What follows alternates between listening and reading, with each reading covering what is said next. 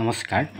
ধ্বনি স্বৰূপ ব্যাখ্যা কৰি কাব্যত ইয়াৰ প্ৰয়োজনীয়তাৰ বিষয়ে এটি টকা প্ৰস্তুত কৰক। বা ধ্বনি কি, ধ্বনিয়ে কাব্যৰ আত্মা বা প্ৰাণস্বৰূপ বুলি কোৱা কথাষাৰৰ তাৎপৰ্য ব্যাখ্যা কৰক।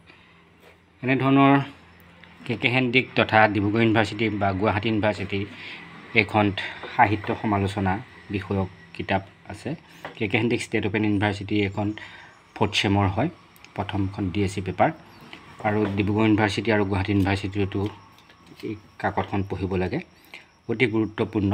ইতিমধ্যে মই সাহিত্য সমালোচনাৰ শৃংগাৰ ৰসৰ স্বৰূপ আলোচনা কৰি ইয়াৰ ভেদ সম্বন্ধে এটি টকা প্ৰস্তুত কৰক। বা শৃংগাৰ ৰসৰ স্বৰূপ বুলিলে কি বুজে, ইয়াৰ প্ৰকাৰসমূহ উল্লেখ কৰক। বা যিকোনো এটি ৰসৰ বিষয়ে লিখি উদাহৰণসহ আলোচনা কৰক। এই প্ৰশ্নটো মই এই চেনেলত দিয়া আছে।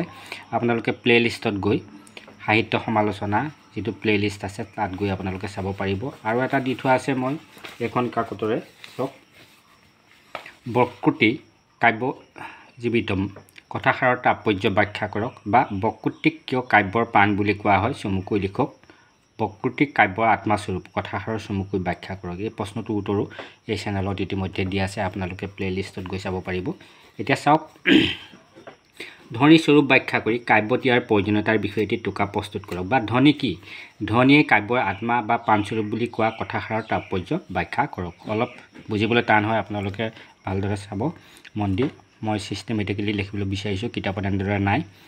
ভাৰতীয় অলংকাৰ শাস্ত্ৰৰ পৰম্পৰাত ধ্বনিৰ এক বিশেষ স্থান আছে। কাব্যত যেতিয়া শব্দ বা অৰ্থই নিজৰ অভিপ্ৰায় পৰিত্যাগ কৰি গৌণভাৱে থাকি ব্যঞ্জনাৰ সহায়ত বেলেগ অৰ্থ ব্যক্ত কৰে, তেতিয়া ব্যঞ্জনা সমৃদ্ধ সেই কাব্যকেই ধ্বনি বোলা হয়। এক কথাত কাব্যত থকা শব্দ বা অৰ্থই যেতিয়া নিজৰ নিজৰ ভূমিকা গৌণ কৰি প্ৰতীয়মান অৰ্থ প্ৰকাশ কৰে, তেতিয়া ব্যঞ্জনাযুক্ত সেই কাব্যকেই ধ্বনি বুলি আখ্যা দিয়া হয়। কাব্যত সাধাৰণতে বস্তুধ্বনি, অলংকাৰ ধ্বনি আৰু ৰসধ্বনি পৰিলক্ষিত হয় যদিও এই তিনিবিধ ধ্বনিৰ ভিতৰত ৰসধ্বনিকেই শ্ৰেষ্ঠ বুলি ধৰা হয়। আনন্দবৰ্ধন আৰু অভিনৱ গুপ্তই স্পষ্টকৈ কৈছে যে কাব্যৰ আত্মা বুলি ক'লে ৰসধ্বনিকেই বুজিব লাগে। গতিকে ৰসধ্বনিকেই কাব্যৰ আত্মা বুলি কোৱা হয়। প্ৰকৃততে শব্দ আৰু অৰ্থই কাব্যৰ শৰীৰ সৃষ্টি কৰে বুলি আলংকাৰিকসকলে কয়। কাব্যৰ শৰীৰ আৰু বাহিৰৰ আকৃতিৰ প্ৰকাশ ঘটে শব্দ আৰু অৰ্থৰ সহায়ত। কিন্তু এই শৰীৰৰ উপৰি কাব্যৰ থাকে এটি আভ্যন্তৰীণ সংবেদনশীলতা বা আকৰ্ষণ, যি কাব্যৰ বাহিৰাগত উপাদান, শব্দ আৰু অৰ্থৰ পৰিধি অতিক্ৰম কৰি সহৃদয়ৰ পাঠকৰ অন্তৰত আনি দিয়ে এটি অতুলনীয় আনন্দৰ অনুভূতি। ইয়েই ধ্বনিৰ গুৰুত্ব। অলংকাৰবিদ অভিনৱ গুপ্তই কৈছে যে এই আনন্দময়ী অনুভূতিয়ে জুইয়ে শুকান কাঠত ব্যাপ্ত হোৱাৰ দৰে ৰসজ্ঞ পাঠকৰ শৰীৰ মন আপ্লুত কৰে। এই অপাৰ মনোমোহা অৰ্থটোৱে কি হৈছে, ধ্বনিপদ বাচ্য। ধ্বনিহীন কাব্য প্ৰাণহীন শৰীৰৰ দৰে। সেইকাৰণে কোৱা হয় যে শৰীৰত অংগসৌষ্ঠৱ থাকিলেও, বহু অলংকাৰে সমৃদ্ধ হ'লেও যিদৰে প্ৰাণহীন শৰীৰত সৌন্দৰ্য বা পূৰ্ণতা নাথাকে, ঠিক সেইদৰে ৰীতি যমকাদি শব্দালংকাৰ উপমা থাকিলেও কাব্যত যদি ধ্বনিৰূপ প্ৰাণৰ অভাৱ হয়, তেতিয়া তাৰ কাব্যত্ব হেৰাই যায়। ধ্বনিক কাব্যৰ আত্মা বুলি কিয় কোৱা হয় বা ইয়াৰ প্ৰয়োজনীয়তা কিমান, সেই কথাটো ৰঘুনাথ চৌধুৰীৰ এটি কবিতাৰ পংক্তিৰ জৰিয়তে আলোচনা কৰা হওক। কোনেও নুশুঙা ফুলবোৰ ছিঙি কোচত ভৰাই লৈ এটি এটিকৈ পানীৰ সোঁতত উটুৱাই দিয়েগৈ।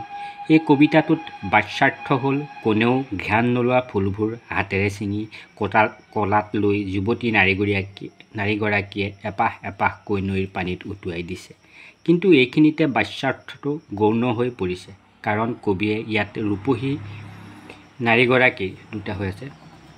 ৰূপহী নাৰীগৰাকীৰ অন্তৰৰ অভিলাষখিনি ব্যঞ্জনাৰ দ্বাৰা প্ৰকাশ কৰিছে।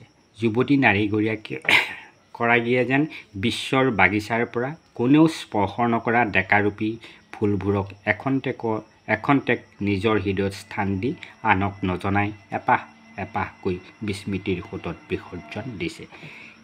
ইয়াত যুৱতী নাৰীগৰাকীৰ মনত থকা অনুৰাগৰ চিত্ৰটোৱেই প্ৰতীয়মান অৰ্থ।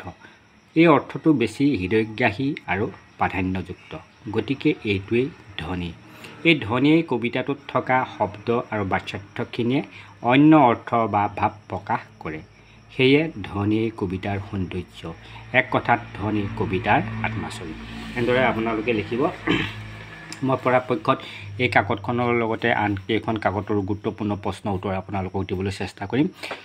আপোনালোকে এই চেনেলৰ সকলোখিনি ভিডিঅ' চাব পৰাকৈ এই চেনেলৰ মেম্বাৰশ্বিপ লৈ ল'ব আৰু নতুনকৈ সকলে মোৰ চেনেলটো ছাবস্ক্ৰাইব কৰি ল'ব আৰু লাইক কমেণ্ট কৰি কেনেকুৱা হৈছে জনাই উৎসাহিত কৰিব বুলি আশা ৰাখি আজিলৈ আহোঁ। ধন্যবাদ।